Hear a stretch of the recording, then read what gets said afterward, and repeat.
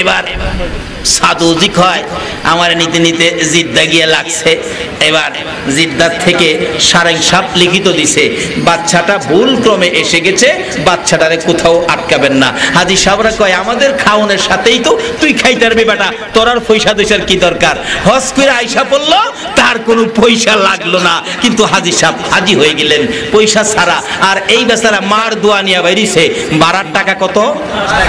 5 টাকা নিয়ে রেল স্টেশনে গিয়ে ঘুরতেছে, আর মা কাঁদতেছে, মাবুদ আমার মদিনার পাগল রে মদিনায় পৌঁছাইয়া দাও। চট্টগ্রাম জাহাজের কাছে আইসা দেখে মানুষ তো ভিড়, কিন্তু 5 টাকাও খরচ হয় নাই। তার প্রাইমারি শিক্ষক চট্টগ্রাম আসবে, জিগাইতেছে কিরে বাবা কই যাবি? স্যার আমি চট্টগ্রাম যাব। কেন? আমি হজ করতে যাব। আরে হজ করতে যাইবি, টাকা কত? 5 টাকা। তো কেমনে যাইবি? মা দোয়া করতেছে। কার দোয়া? কার দোয়া? মা দোয়া করতেছে। বুঝছি, 5 টাকা লাগতো না, টিকিট আমি কাটছি, যা 5 টাকা ওখানে রয়েছে। আইসা দেখে জাহাজ ছাড়বার আগ মুহূর্তে মাইকে ঘোষণা করতেছে জাহাজে একটা কর্মচারী শর্ট, একটা কর্মচারী নেওয়া হবে। শত শত লোক লাইন করে খাড়ইছে, কিন্তু জাহাজের মালিক ছিলেন, মেন ডাইরেক্টর ছিলেন খ্রিস্টান। খ্রিস্টান বেটা ঘোষণা দিলেন একটা কর্মচারী নেওয়া হবে, কিন্তু সবাই খারইছে, এই বাচ্চাটাও খারইছে, মাথার টুপি আছে। আচ্ছা খ্রিস্টান বেটা কি টুপি টাপি পছন্দ করবো? দাড়ি দুড়ি না, বেটা এদিকে চাওই না। আল্লাহ কয় মা দোয়া করছে রে, আমার দায়িত্ব হ্যাঁ মদিনা নেওয়া। জোরে কনসোয়া। আচ্ছা আল্লাহ যদি দায়িত্ব নেয় মদিনা, 5 টাকা নিত পারবো নি? পারবে, ওহনো পারবো। কিভাবে পারবো? মুসা আলাইহিস সালামের জীবনী যদি আলোচনা করি বুঝবেন কিভাবে পারবো। হযরত নূহ আলাইহিস সালামের জীবনী আলোচনা করি বুঝবেন কিভাবে পারবো, কিন্তু আলোচনার সময় আজকে নাই। আল্লাহ যে পারবো, এবার ডাকতেছে, লাইন কিনে খারিছে। ইন্টারভিউ যেটা দিছে এটা কেউ এটাতে ফাঁস করতে পারে নাই, শুধু মায়ের দোয়াই ফাঁস করে বাচ্চাটা। কিন্তু বাচ্চার মাথায় টুপি বিদায় খ্রিস্টান বেটা বাচ্চারা নিতে রাজি না। অবশেষে বাচ্চাটাই ইন্টারভিউ টিকতেছে। পরে বলতেছে এর যাতে সরানো যায়, 120 মুন ওজনের একটা পাথর দিছে। এই 120 মুন ওজনের পাথরটা যদি আলগি দিতে পারো তাইলে তোমারে নেওয়া হবে। বাচ্চাটা পাথরের কাছে দাঁড়ায় কাঁদে, মদিনা যাব কেমনে, নবীজির প্রেমের আগুন জ্বলে যে মনে। মাগো তুমি যদি দোয়া করো আমি আলগায় লাবু পাথর। আমার আল্লাহ বলেন জিবরাইল মায়ের দোয়া বৃথা যেতে পারে না, আমার নবীর ভালোবাসা বৃথা যেতে পারে না। ভালোবাসার পুরস্কার, মায়ের দোয়ার পুরস্কার আজকে আমি আল্লাহ দিব। যারে জিবরাইল বাচ্চাটা পাথরের কাছে যাইবার আগে আগে পাথরটাকে তুলার মতো হালকা করে দে। বাচ্চাটা যাইতেছে মায়ের দোয়া লইয়া। বলুন কার দোয়া? এদিক দিয়া মায়ের দোয়া, ওই দিক দিয়া নবীর ভালোবাসা। এবার ধরে আলগি দেয়। 120 মুন ওজন, 100 টাকার মতো, 100 গ্রামের মতো বাচ্চার কাছে লাগে। এই ধরে একবারে ঢিল মারলেন, 120 হাত দূরে গিয়া পড়ছে। জোরে কোন সুবহানাল্লাহ। মায়ের দোয়া, নবীর ভালোবাসার পাওয়ার কত। ও নবীর উম্মতেরা, নবীর ভালোবাসো, নবীর কথা মতো রাস্তায় চলো। যেই নবীর উম্মত 313 জন ময়দানে নামলে আবু জাহেলের 1000 বাহিনী দুলিশাত হয়ে যায়, এই নবীর উম্মতেরা কেন আজকে বুশের হাতে মার খায়? কত লজ্জার কথা। নবীর ভালোবাসা লও এক হাতে, মায়ের দোয়া লও আর এক হাতে, পারমাণবিক বোমাও তোমার ক্ষতি করতে পারবে না। ফুটবে না তো পারমাণবিক বোমা। ওই দুই শক্তি যার হাতে আছে, নবীর ভালোবাসা, মায়ের দোয়া। চাইতেছে মোহন না নিয়ে তোর পারে না।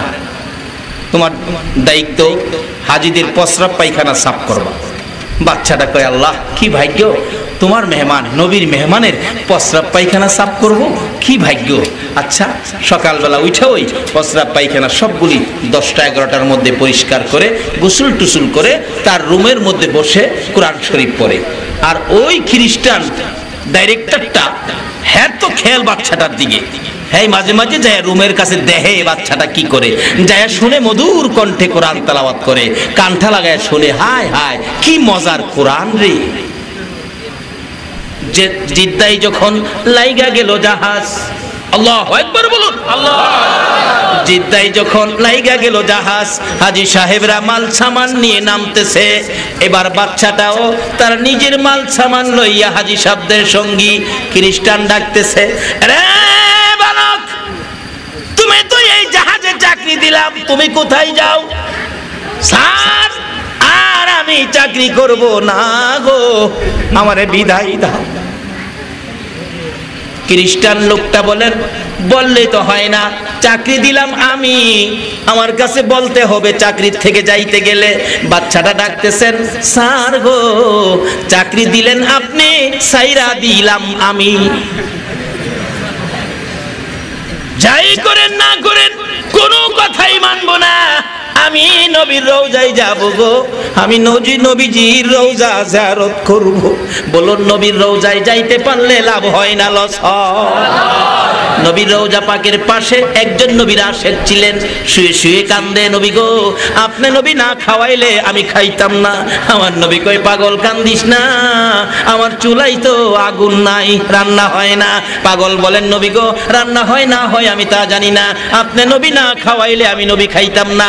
হঠাৎ দেখে ঘুমের ঘরে স্বপ্ন যুগে আমার নবী দুইটা রুটি এনে নবীর আশেকের হাতে উঠাইয়া দেয়। পাগল রে, পাগলামি করিস না রে, জান্নাত থেকে দুইটা রুটি তোরে দিয়ে দিলাম। নবীর আশেক বলেন, আমি ঘুমের ঘরের মধ্যেই স্বপ্নের মধ্যে রুটি খাইতে শুরু করলাম। একটা রুটি খাইলাম, আর একটা রুটি মাঝখানে ছিঁড়ে অর্ধেকটা রুটি, চারটা রুটি খাইলাম, অর্ধেকটা রুটি হাতে লইয়া ঘুমিয়ে পড়লাম। ঘুম থেকে উইটা দেখি, আল্লাহর কসম, নবীর দেওয়া রুটির অর্ধেকটা রুটি এখনো আমার হাতের মধ্যে আছে। আর আমরাও তো স্বপ্নে দেখি না, রাত্রে স্বপ্নে বেটা খাইতেছে, কি খাওয়া খায় কি রে, মুরগির রাত পোলাও খাইতেছে, খুব অবশেষে ঘুম ভাঙ্গা দেহে খাতা সিরা মুহ দিয়া দিয়ে রাখছে। বলুন, নবীর স্বপ্নটা কি স্বপ্ন না বাস্তব? এমন একজন বাস্তব নবী যার পক্ষে থাকবে দুনিয়া ও আখেরাতে তার কোনো ভয় থাকবে না। বাচ্চাটা যাইতেছে, স্যার চাকরি দিছেন আপনি, সেইরা দিলাম আমি। এবার ডাকতেছে খ্রিস্টান, বাবা রে দাঁড়া, রে বাবা দাঁড়া, তুমি জাহাজের মধ্যে রুমে বসে কি তেলাওয়াত করতা আমারে শোনাও। বাচ্চাটা বলেন, আসেন শোনাই। বাচ্চাটা কোরআন শরীফ খুইলা যখন কোরআন তেলাওয়াতে টান মারলো, খ্রিস্টানের হৃদয় আর মানে না, মায়ের দুয়ার পাওয়ার, নবীর আশেকের পাওয়ার খ্রিস্টানের অন্তরে যাইয়া লাইগা গেছে। খ্রিস্টান বলতেছেন, বাবারে আর পড়িস না, আমার কলিজা মানে না, যেই নবীর পাগল হইয়া চাকরি ছাড়ছস রে বাবা, আমারেও সেই নবীর পাগল বানাইয়া দে।